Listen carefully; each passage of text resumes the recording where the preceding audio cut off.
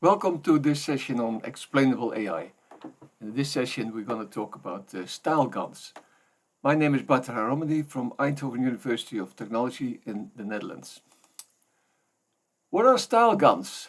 Well, they were introduced by an author by NVIDIA, Tero Karras, and the best way to show it to you is to show a small movie where with these artificial faces, how they can change in style. Here we see that these faces in high resolution can change in all kinds of variations, and even from male to female, different hairstyles, etc. And how does this exactly work? So a generative adversarial network is a type of generative model that's capable of generating realistic images and change all kinds of different styles. It's not trivial to explain what happens inside, so I go try to give an explanation in this computational essay in Mathematica based on active shape and active appearance models. A little bit about me. Had a career in biomedical image analysis, which is actually computer vision for computer-aided diagnosis on medical images. I recently wrote my biography. You can see it in romeny.info. I was always inspired by the brain, so my field was more brain-inspired computing, and I authored the book Front-End Vision and Multi-Scale Image Analysis, which I have been teaching. This book was written in Mathematica. I have been teaching with Mathematica since version 1, and Marcus van Amsik was 8 years in my group, did a PhD, and even Martijn Vroeling was in my class of front-end vision. Well, let's have a look at the typical generative adversarial network. As you all know, they consist of two fighting networks. We have a generator and a discriminator. The generator gets a random vector as input and generates something, and the discriminator compares it with something real, a real sample, and adjusts its network just as long as that this fake the generated image becomes something really nice. If it's not, there are losses, and they update the training both of the generator and the discriminator. Well, the more you take the resolution, we see here what happens. This is a nice animation. If increased the resolution that you see, and I only talk about faces in this presentation, that you can get incredible detail if you go to really high resolution. But the training time is quite impressive. You saw that here the training time was 3 days. So for coarse resolution, let's say you affect the pose, general hairstyle, face shape, so the coarse features in the image. Middle, affect the finer facial features, hairstyle, eyes open and closed, and fine. And I'm going to look at, is there a relation between explainable computer vision and the internal learned representation? So we're going to look at an active shape model, which is a model where we look at key points in the image, and we look at principal component analysis for these key points, and we look at an active appearance models in which a whole set of pixels in the image will be looked at with principal component analysis. So the structure will be that we first have a look at, let's get a whole bunch of GAN faces, 1k square, and we use the website thispersondoesnotexist.com. It generates, let's just try it, it generates a random image. If I each time if I refresh the image, you see I get a new image. So we harvest a whole bunch of those faces. We're going to do PCA on these key points, study then the principal modes of variations. A problem is that some of these images have sunglasses and glasses, so we write a small classifier to classify the three no glasses, glasses and sunglasses sets. And then we go do active appearance models. And let's see what we can do in generate these different images. Well, to collect these images is very easy in Mathematica. You just import from this person does not exist the image. If you do it 9 times and you make an image collage, you get you see how fast this goes. I already did it. I make my notebook directory, and if you want to do it yourself, you can download these archives, and that gives you several thousand of these images. Okay, I already did it. I have it on my laptop, and now I download a network from the Wolfram neural network repository, and this network is called FaceNet. It's called it is a network that is quite large. As you see, it has a whole bunch of different steps, and this was trained on I think several 100,000 of faces. If you take this model, it generates heat maps from landmarks, and let's have a look what it does. If I give it an image, this is one of these GAN generated images,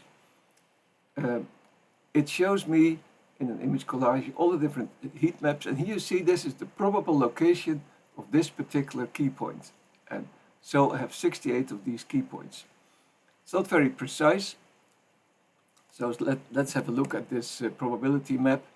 You see, hey, it's actually quite interesting. It's completely noise-free. So if we take the center of gravity of this point, we just take a small threshold, we get sub-pixel resolution. So we can take a centroid, and now you see I have a very fine sub-pixel position of this. We make the key points in different groups and give them different colors, and here you see the key points extracted from this face. So the eyebrows, the nose, the mouth, they all have their different points. And now we're going to do this for 1000 faces. It's very easy. You just put up a whole you let this network work on all these faces. And here we have the first 9 faces, and now you see we can do very nice statistics on these key points from GAN generated images. So let's take an arbitrary image. I take this particular image, and now let's look at these key points and rotate the image. So I make a manipulate. You see, this is a manipulate where I do an image rotate. I let the key points, I use FaceNet, I get them out, and now you see if I rotate the image, all is fine. But if I go to half a rotation, it's still fine. But now you see if the image is upside down, the key points are completely off, and this means that this network has never seen faces upside down. So with faces you have to be very careful. They are not rotation invariant. Okay, let's look at the pose, because we want to see, do they look straight forward or left or right? And now we look at the different points that are the tip of the nose and the most left and the most right points. And I call this Euclidean distance between these points. I make that the phi. I import all these Euclidean distances that I have calculated from the images, and let's make a histogram from all these points. And now you see it's quite interesting. 0 means the person is looking straight ahead, and a little bit less people are looking to the left and more are looking to the right. So if I have a look at, if I get all these phis, and now I want to see what images are related to it, you see here I find images that look to the left, and more or less they look to the right. And you see Mathematica is really fast. These are random selections from these thousands of images they have, or thousands of images.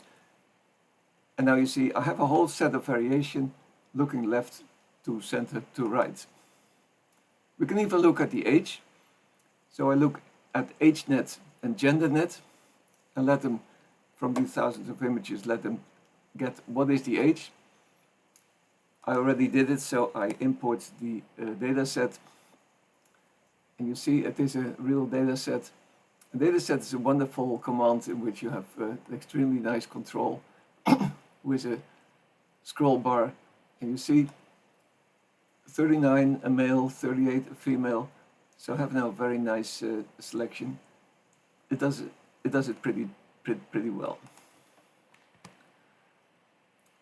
If I look at a paired histogram, I do it for the men and for the women. You see here that it's very nice display. The visualizations in Mathematica are just superb, where we have a man and women age distribution. And if you look at what is the youngest and what are the oldest, you find the minimum and the maximum, 9 years and 67. And again, I can show a random selection from these images. And now you see from very young, you see at every age I have a new face. And here we have the oldest faces. 67 is the oldest. Okay, so I have a very nice data set. But the problem is some of them have glasses. So we go build a classifier, a very simple one. And what I do is I load training data, test data, and I select 3 classes. One class is no glasses, the other one is glasses, and the third one is sunglasses. We can use classify, but I thought let's make it very simple, and let's take the simplest net of all, the net, that discriminates just digits, and modify it a little bit. So I look at thumbnails, 64 by 64, with 3 classes. So this is Lynette. It has only a very few set of layers, and I just give it a new output, which has a class range 1 to 3, and the input is an RGB image. This defines the network. It's uninitialized because we want to train it, so let's train it, and I do it directly on the GPU. It takes some time, but it should go fast. And then we can have a look with some images that first we have to look at the training. It's now putting everything together for the GPU. And here we see the training process. And it's quite nice that this very simple images designed for digits is also capable of doing faces. Everybody knows this, of course, but it's nice to show the way how easy it is, and in minutes you program this in Mathematica. Okay, so we see that we have a fully trained network, and we go test it with, where is it?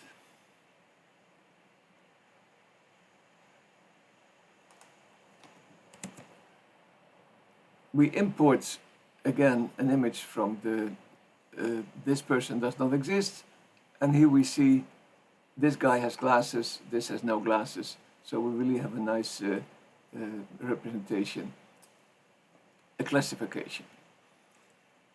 And if you do this for 1000 images, you just start a progress indicator, import all the images, and export them in the different directories. I did this already, because I have only half an hour. If you look at what face looks best like me, well, what I did is, if you take a net model, ResNet 101, it generates a 2048 vector which defines this face. It's a feature vector in a 248 dimensional space. If I do this for all the images, and then I look at the feature nearest, that's a distance map in this high dimensional space, you find this image and my original image, which is not too bad. Same glasses, same kind of face shape. It's not too bad. Okay, let's go to active shape models. And we go do principal component analysis. Well, what is principal component analysis? This finds the natural axis of least variability. And let's have a look at some random points. I make some random points here. Okay, here they are. And if I rotate the coordinate axis, you see I have the, the projection on this axis. Here the projection is minimal. Here the projection is maximum.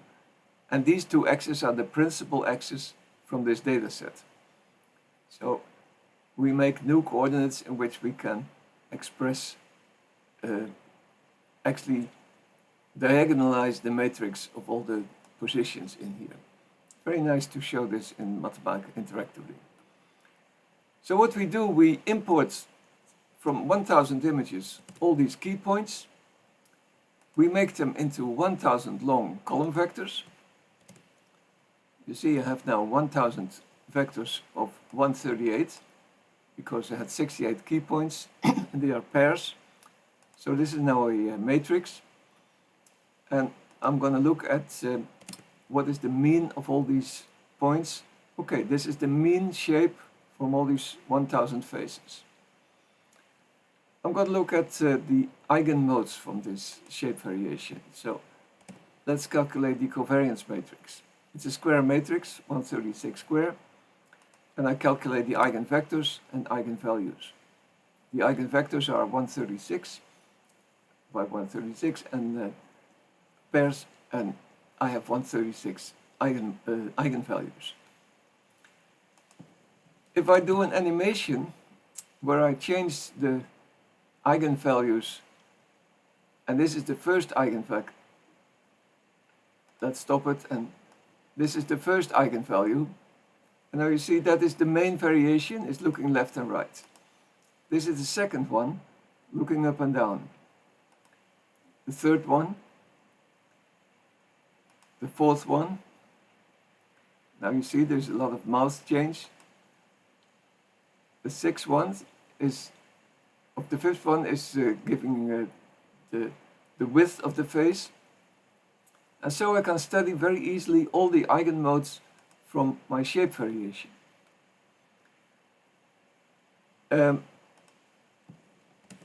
If I do this interactively with a dynamic module, you see now a very interesting thing. If I go really far, to the left and to the right, I can go further than is in my original data. You see, I get occlusion of the nose, so I can extrapolate, and you see, it remains realistic. This is the second eigenmode, going up and down. But it's nice that I can extrapolate further than my input data. What do the eigenvalues mean? Well, let's have a look at the eigenvalues. The first 10 eigenmodes describe already more than 96% of the variations. So if I take the sum of the first 10 divided by the sum of all 36, what do I get? 96%. So this means if I have a look at the eigenvalues, they very quickly go down. And this is one of the key tricks of the principal component analysis. It is, of course, dimensionality reduction. And you see the reason here. That's the very quick decay of the eigenvalues, because the higher eigenvalues you don't have to take into account because they hardly contribute to the representation of these data. So let's have a look at these eigenmodes. If I look at all the forward-looking images, that means where is the phi between minus 0.2 and plus 0.2, then I can have a look at if we now only have the forward-looking images, and I look at the eigenmodes, they change a little bit. Now you see that the first eigenmode is going up and down because left and right I restricted it. I have not so much left and right looking. So it depends on what data you have in there. So this is a limited set in motions, but I get more variations in the face itself. Let's have a look at the 10th one. Here you see really a change in, maybe this is a smile. There are lots of facial changes in these eigenmodes. And this is a little bit the interpretation. Cervical flexion, camera motion up and down, cervical rotation, smile. And it's very nice to play yourself with these eigenmodes, what they mean in this shape variation. Let's go to the pixels itself, the active appearance models. Well, we first have to align the faces. That means make them all the same to the mean image. And if you do a deformation of an image, we use the radial basis interpolation technique. This was written by Marcus van Almsick. He gave a very nice radial basis transform implementation. The notebook gives you all the full source code, and here you see what this means. If I move the mouse interactively, you can change a face, and you see that accordingly all the pixels around it are deformed. And it's very interesting that Mathematica is so fast in doing this. Well, we have now not only just a few points on eyes and nose, but we have these 68 points in the whole face. And that's exactly what we're going to use. So we define here these thin plate splines and radial basis functions. And now we're going to first do some exercise. Let's deform a grid. So what happens here, I have a grid of points. You see I have the red points here, and I'm going to define a random new position, so these red points go to the green points. And now if you run this for all the tiny steps you want to take, it's very nice to use the program Parallelize. I import the movie which I did before, and now you see it nicely deforms the grid. The red points go to the green points, and you see here, because the deformation is now made visual, you see the coordinate grid, and that's exactly what we're going to do with these faces. If I import a face, you see it has all the key points on this face, and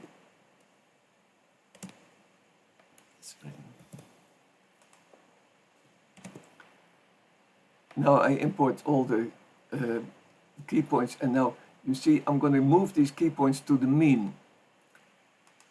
I define the shift, and with this, with Parallelize again, I do the radial basis interpolation function, and I do it for all these images. It takes too much time, but it has been done for you. So let's have a look at this movie. And now you see what happens with the face. If I deform it to the mean face, it has nicely, it's a very fluent shift to the mean face. And we do this for all the 1000 images of these mean face. Okay, let's have a look. What does it mean if I take only images with no glasses? I read images that are all deformed to mean, and we have these images. It's 1000 images, and you see that some images are a little bit too much deformed, like this image. So it's not really perfect, but all these images are now looking straight forward, and they are deformed to the mean. So now what can I do?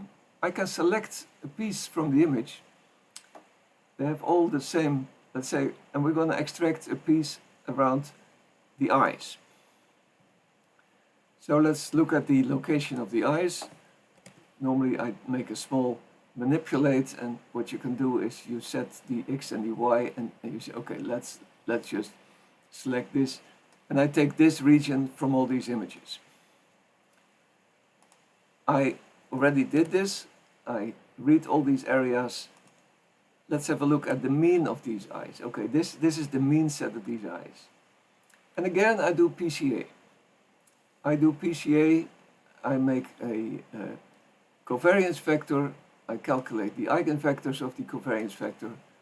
And let's have a look at what are these eigenmodes.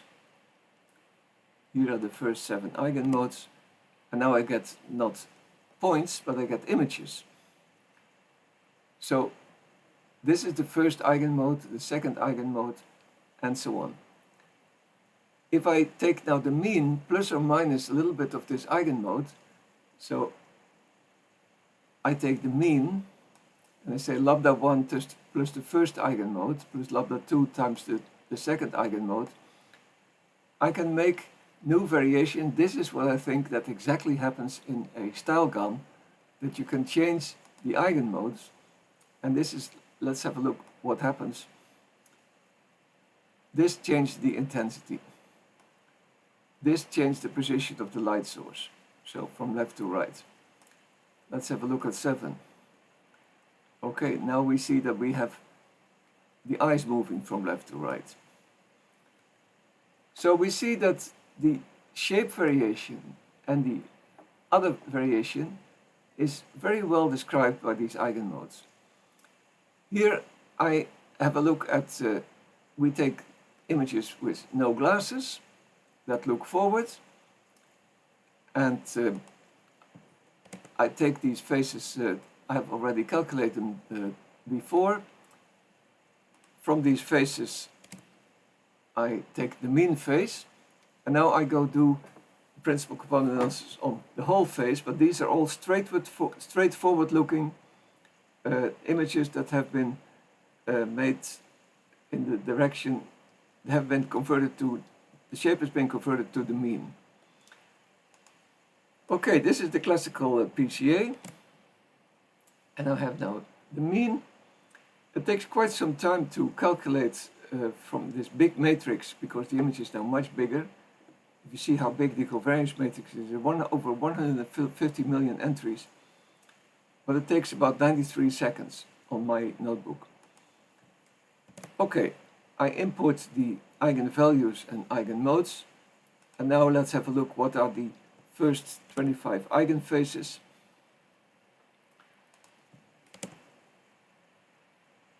And these are the eigenfaces, not so interesting, but what I can do is,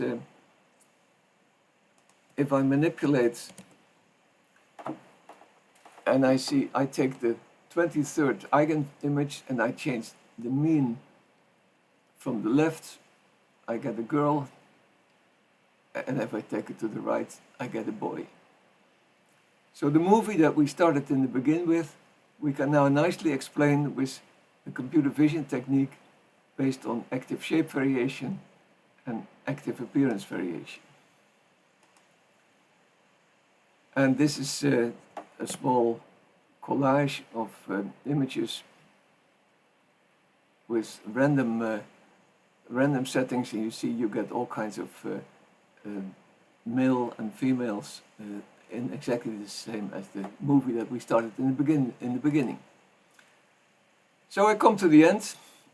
I've shown that PCA gives a concise representation of shape and intensity variability, and a wide variety of face features can be stored in just a few eigenmodes. So I propose that PCA is a feasible explanation of the behavior of StyleGANs. And as we know, deep learning is representation learning, and PCA is a very nice and compact way of making a very dimensional reduced representation. I loved doing this in Mathematica because it's highly interactive, visual, short, readable and fast code, and I recommend you to study the notebook. This ends the notebook. We have the initializations, and you can find everything in the notebook itself, and I end my presentation here. Thank you very much. Maybe there are some questions. Thank you.